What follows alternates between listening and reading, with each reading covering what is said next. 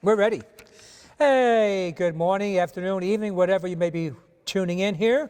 I'm glad, and it's month of June already, and summer, I guess, has started, though not officially in the calendar, but for us, definitely. And the school's out, at least here in Florida as well, so hope you have a time to relax, unwind, and I know a lot of you are retired, so summer is the same as any other hot day, I guess. You're sort of relaxing on some level. And we're coming now to 11th Sunday. We've gone through Easter, and we had the special days we celebrated. We had Trinity Sunday, we had Pentecost Sunday, so now it comes to what we call the ordinary. So not an Advent or Lent or Easter season, just the ordinary days, but as you know, with God's grace, nothing is ever ordinary.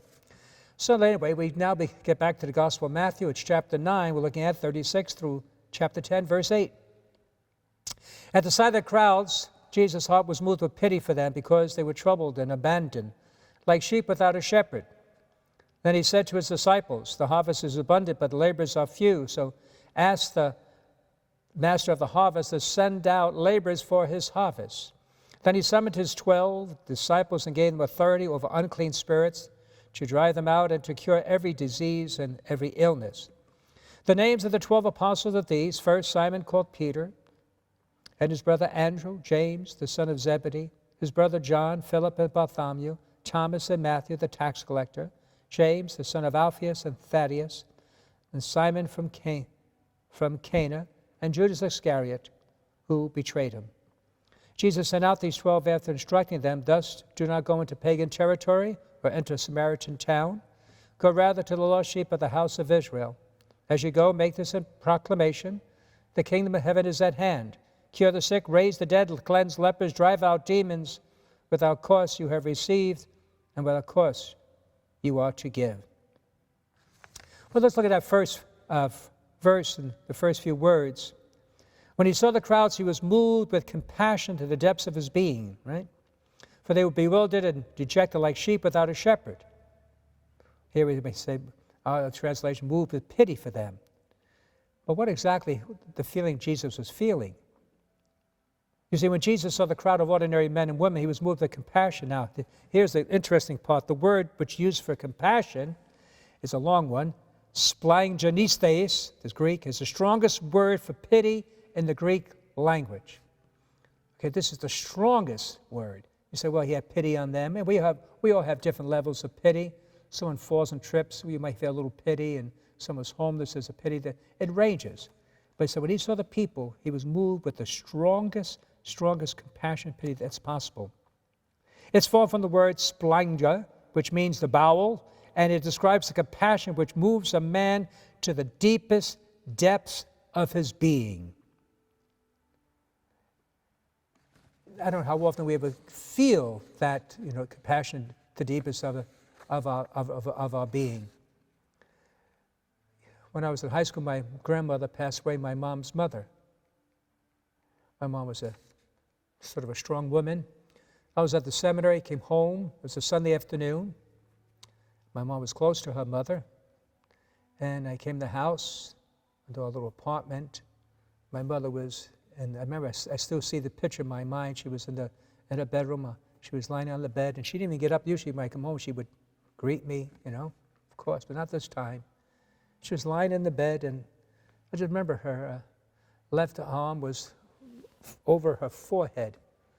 She wasn't crying, just lying there, perfectly still. And to me, that was the pain or compassion to the deepest level, where you can't even, say anything or move, or just grips you. And so, in a sense that we're talking about here, when Jesus felt that, it was a tremendous, he felt for people.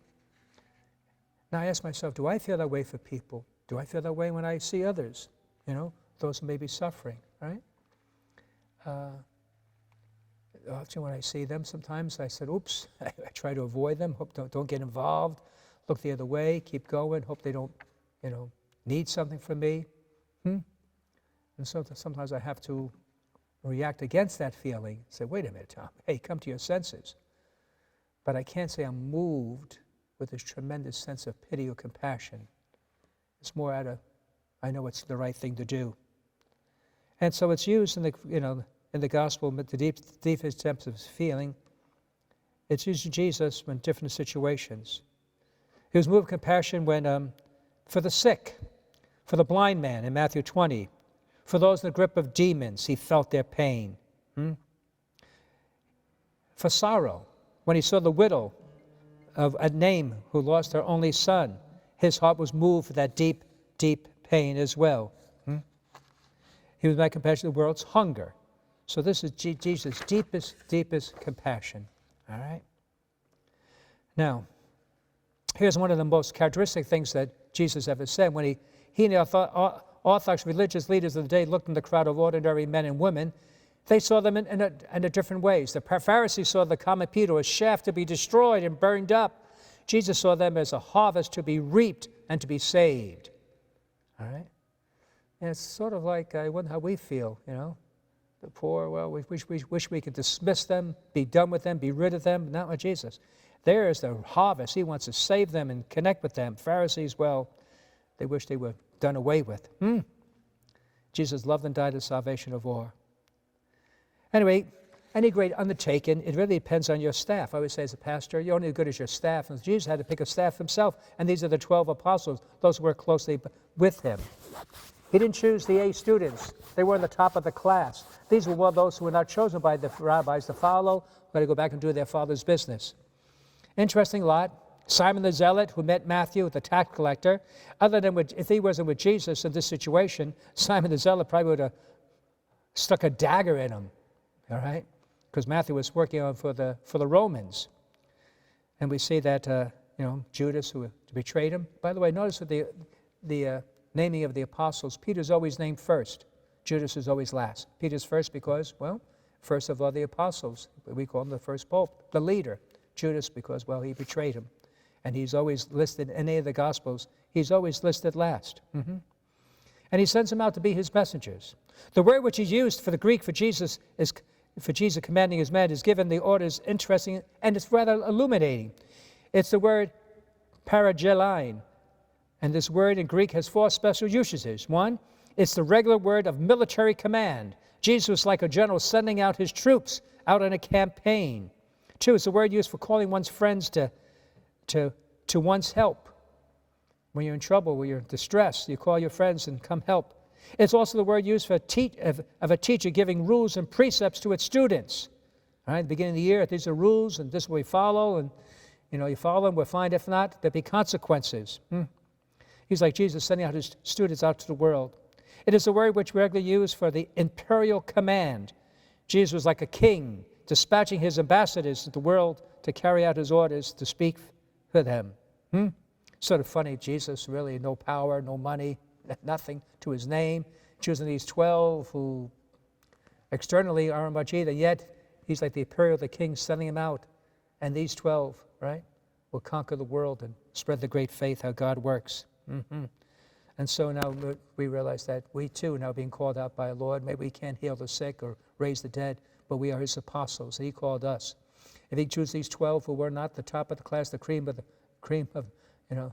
creme de la creme, right? The best of the best, he can send out us too.